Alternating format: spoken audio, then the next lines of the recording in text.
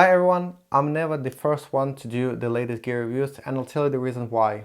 I like to use my equipment for a long time before I give you my review, so hopefully you are getting my view from real life experience rather than a product overview.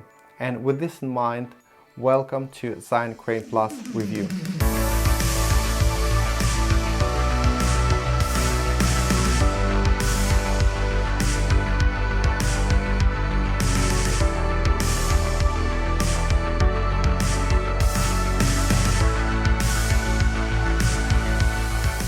So I've had this gimbal for over 3 months now. I've used it on a number of jobs, and it's safe to say I've got lots of experience with it. And with that in mind, my personal opinion is that it's one of the best first-time gimbals you can get, at least in 2018. And if you're not gonna watch the whole review, I'll sum it up for you why. It's really affordable, it's very well built, it's easy to set up, it's user-friendly, and it delivers great results. And that's pretty much everything that you want from a first-time gimbal, and in fact any gimbal. This is not my first gimbal. As you can see behind there's another gimbal, which is a reference to my previous experience with gimbals and what I didn't like about them up to this point.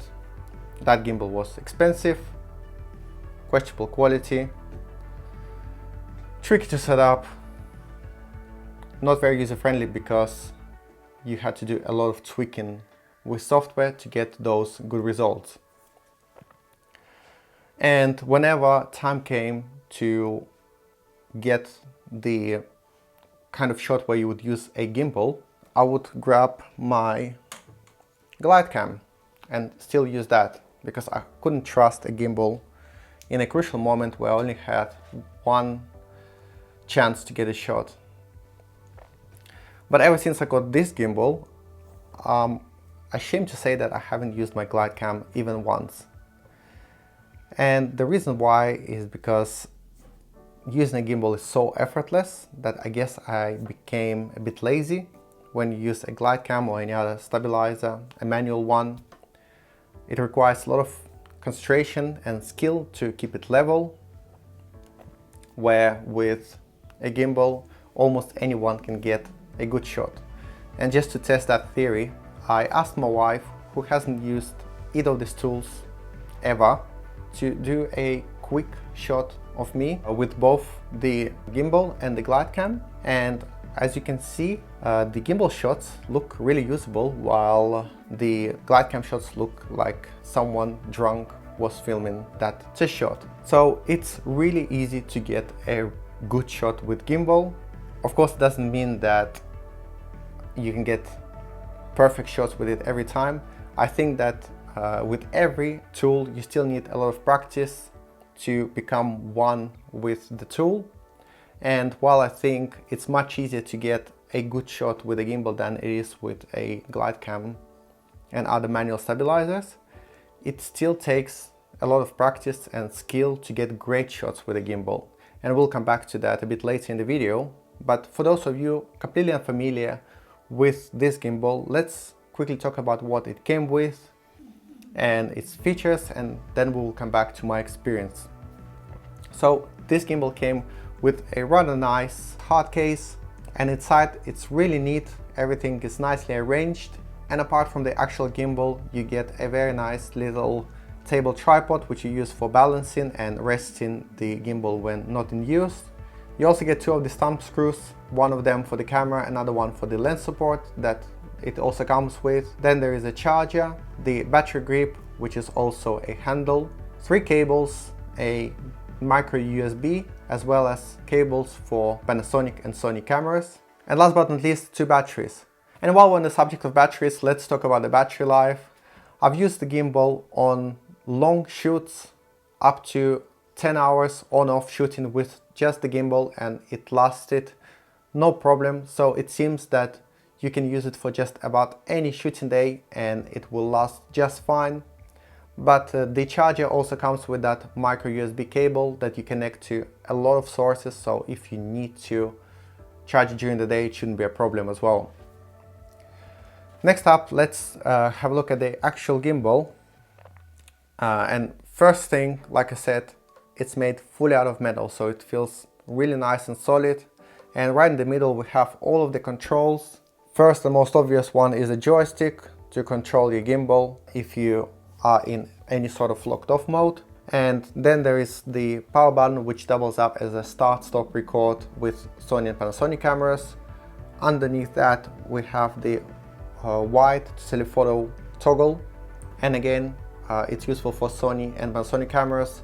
With Sony cameras it will zoom in and out a servo lens, and with Panasonic cameras it will focus an electronic lens. So while it's not as impressive as the follow focus wheel on the Crane 2, I think it's still a very useful little feature. And the last button that we have is the mode button, and this allows you to switch between pan mode, and then we have the pan and tilt mode, locked off mode, and then there are a few more unusual modes, including the selfie mode,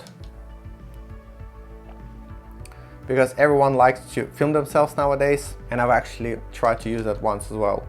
Very relevant feature, I guess. And the most unusual mode in this gimbal is the POV mode, which, as you can see, allows the roll axis to be activated for all sorts of very interesting shots, including Dutch angles, and even if you simply want to add a little bit of life to that perfectly level shots that gimbals give you, you can use this mode. It will add that little tilt depending on how much you tilt the handle. And I think this is a really cool feature and not something that you see in every gimbal.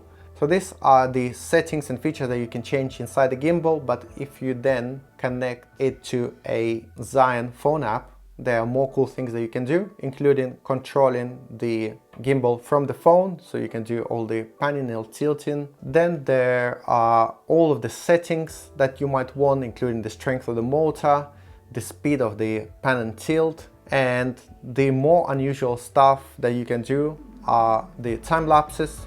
So you can do all sorts of panning and tilting time lapses with the gimbal. It's not something that I needed to do yet, but it may well be in future.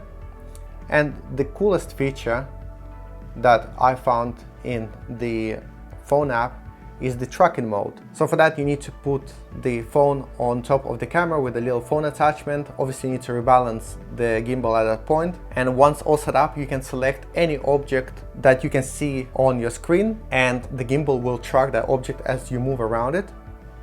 There are more things you can do within an app, but I'm sure you can find out yourself if you decide to get one of these, and maybe there will be a few nice surprises for you. But I want to come back to my own experience with this gimbal and address any negatives that it may have. I've been thinking hard about what bad stuff I can say, because I always try to balance out the review with some negatives, and honestly there is nothing I can really say about this particular gimbal, but instead I want to address the fact that people think gimbals are just this kind of tools that you take and it will make perfect shots. I've tried a few gimbals, but with all of them I felt that the shots didn't look really natural. They looked a bit robotic, and I also felt the same thing with this gimbal, especially when I was using it for the first 1, 2, 3, 5 times. I've been trying to figure out how to operate it to get better shots, maybe how to set up the settings, and what I found was that at normal or fast speed settings that you can adjust within an app, with one-handed operation, it's so easy to twist the gimbal very quickly to the side and move it very aggressively that it results in a very drastic change of direction, and it looks really unnatural. So if anything, that was my main downside that I found with the gimbal. But the moment I found out about ability to change the speed of pan and tilt, I've changed it to the lowest setting, and I finally got that smooth, fluid change of direction.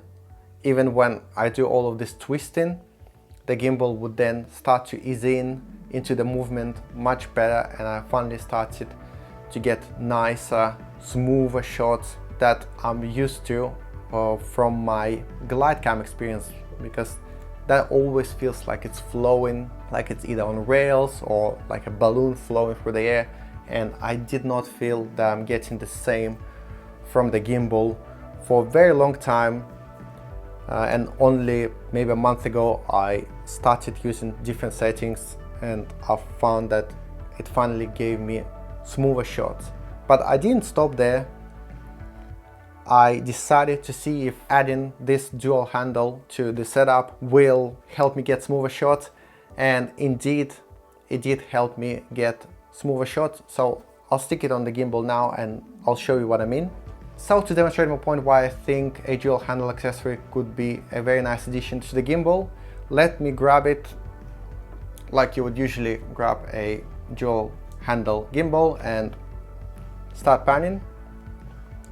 And as you can see, I'm still panning pretty quickly, but I'm giving my gimbal much more time to kind of ease in and out into the movement that I'm going for.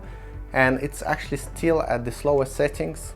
And I actually found that with dual handles, I can probably go back to faster speeds, because I'm not actually moving the gimbal in such erratic way as I did when I was using it with single handle. And if I grab the gimbal just there, as you would usually use a single-handed gimbal, have a look what happens when I try to do panning with it. So as you can see, handles move really quickly, because it's actually very difficult to do a smooth pan with just one hand, while you can really do a very smooth pan with two hands. And with one, just if you have a gimbal, just try it. It's really difficult to rotate a gimbal very slowly when you have just that one handle. And that's why I think whenever it's convenient, using two handle accessory is still a great idea, even if you have a single handle gimbal. And ever since I started using this dual handle accessory, I just can't stop. The only reason for me not to use this accessory now is when I'm working in really tight crowds where I want to move through very tight spaces, then I take it off. But otherwise, I now always use it with two handles. I just love that. But using it with dual handles makes it really awkward and difficult to change controls, which are in the middle. So if I need to change controls, I need to try and hold the gimbal with just one hand and kind of balance out the whole weight. And this is obviously not the way to go forward, but thankfully there is an accessory that is a really cheap one as well. It comes with a clamp, so you can put either this side or this side of gimbal, and you can start and stop your recording. You can do that zoom in and focus in depending on what camera you're using. You can obviously use the joystick as well. So everything that gimbal does here, you can do with this little remote. And then there is absolutely no reason not to use the gimbal with dual handles, and this is how I use it, and I absolutely love it this way. And one last reason why I think this dual handles is a good idea are those two accessory threads on the sides. So you can then add a monitor or anything else you might want to add to a gimbal. You can stick it on either side, and at this point this gimbal will do everything that that big thing would do for me, while being cheaper, better built, easier to set up, more user-friendly, and delivering better results. So this is my conclusion to the review. That's what I think about this gimbal. And I will make sure to compare it to the Crane 2 at some point, because a lot of my colleagues are using Crane 2. A lot of us always want to go for what is the best flagship product. But I honestly think that unless you're using a big camera or you want that proper follow focus feature, then there is no point to go for the Crane 2. It's very bulky. I've used it a few times myself now, and it's difficult to hold unless you have really big hands and big muscles. and I don't. So this is so much more usable for me than Crane 2. I'll make sure to compare them at some point, and I'm probably will give the Crane 2 a serious try as well, because I do use a lot of manual lenses, and that follow focus that you can attach to it is a great feature. But if you are mostly using electronic lenses that focus automatically, or you're not likely to use follow focus, I would recommend this gimbal over the Crane 2. And as time goes, I'll make sure to test against all the latest and greatest gimbals, so we can see if this gimbal still holds up to the title of the best first time gimbal that you can get, at least in my opinion. I hope you enjoyed this review, and I will see you in one of the next ones.